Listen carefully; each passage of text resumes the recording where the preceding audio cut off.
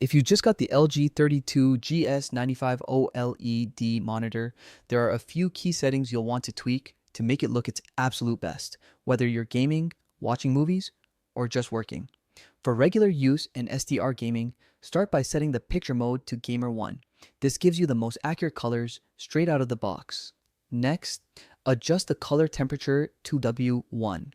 This gives you a neutral white that isn't too blue or too yellow. Brightness around 75% is a good starting point, but feel free to raise it in bright rooms or lower it if you're working in the dark. One setting that makes a noticeable difference is the 6 color saturation.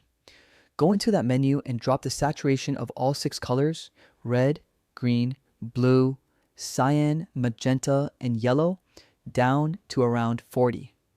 This tones down overly vibrant colors, giving a more natural look, especially when using Windows or playing non-HDR games. For HDR content like movies or games, first turn on HDR in Windows by going to Settings, System Display, and enabling the HDR toggle. It's also a good idea to download the Windows HDR calibration tool from the Microsoft Store to fine-tune tone mapping and brightness. Stick with Gamer 1 for accurate HDR colors, or switch to Gamer 2 if you want a punchier, more vibrant look. Set peak brightness to high to enjoy the full highlight range, brightness at 100, and color temperature to C1 for a slightly warmer, more natural HDR look.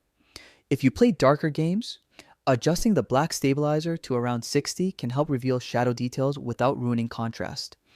If you're using this monitor for work, like coding, spreadsheets, or general browsing, you'll be happy to know text looks sharp and clear.